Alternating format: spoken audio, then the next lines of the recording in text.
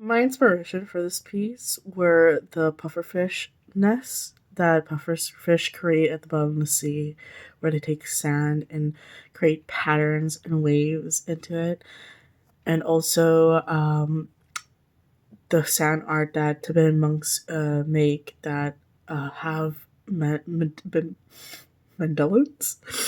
in it, kind of like uh, paint by pictures. And both of these works focus on ephemerality and incorporate a lot of line, shape, and color. The sand I'm using came from my various travels to Mexico, Cancun, from Portugal, Praia de Lexa, de Palmera, and from home, White Rock. What I'm excited to share is how the sand is going to react with lighting, since the sand from Portugal has silica and granite in it, which has a sparkly effect, which is absolutely wonderful and beautiful once you actually go to the beach where it was collected. Very magical. In the video, you can see me playing around with the sand and making shapes and trying to separate them. I was going for a sundial effect and getting inspired by the shapes of seashells, especially sand dollars. And I wanted to do something that really incorporated negative and positive space. I don't think that my previous method of just placing down the glue and then filling it in the sand was pretty smart, since it was very flooded and liquidy and decided to spread out on its own. So I kind of switched to a different method where I just pre-mixed the sand and then started placing it.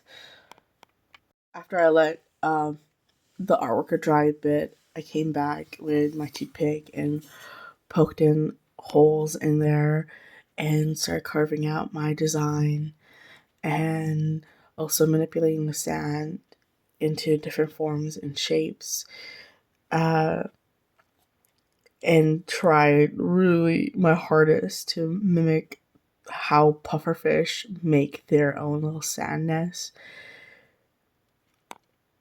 I know it's really hard to see the plate as something separate, but I really hope that uh, you can see the artwork I made without the plate, or even it standing inside my house. If I were to place this outside, I would place it somewhere near a water bank or even on top of rocks. I'm thinking about places near water, but specifically away from beaches and the sea. I like to think if someone stumbled upon it, they would be very curious as to like what made this. I'm afraid that looking at the finished project, you can see the human touch and the human hand in it, which is something that I didn't want to have at all. But ignoring that fact, I'm looking at it and seeing that how some of this came from Cancun, and what I've have experience with Aztec and Mesoamerican art is that it kind of mimics a little bit some of their patterns they have, especially when it comes to the sun motif. Uh, and I think it's very different from our art here in the Pacific Northwest, which really focuses on form line and indigenous art, and the art here in the contemporary world that kind of floods everywhere in the Metro Vancouver area.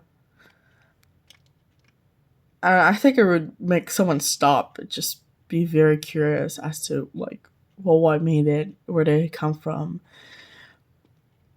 And I'm not gonna lie, it kind of makes me think of bird poop.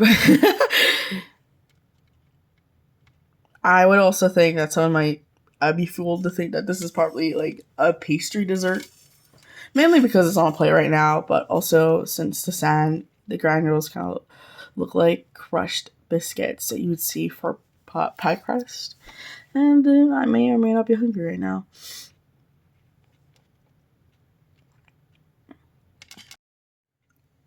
If I were to reattempt this artwork, I would go out in nature near a body of water, especially a stream, and look for a flat bed of rock and, use water instead of glue, not only to make it ephemeral, but help it flow better and be less tacky and control how much water there would be in the sand.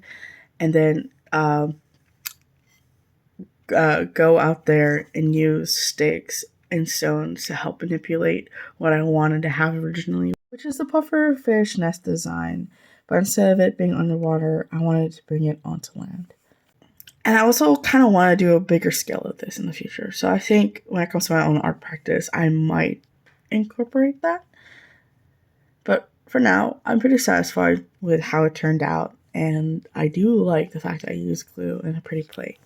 And I think this is going to be a really, really pretty art piece to hang up on my wall.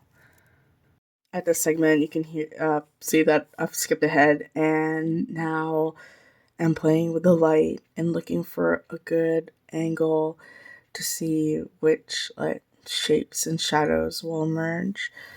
I really like the effect of how, as you can see on the side, the light is flickering on the plate as if it's like underwater ripples and how light dances on the surface of water. I think it's really cute and it was very unintentional.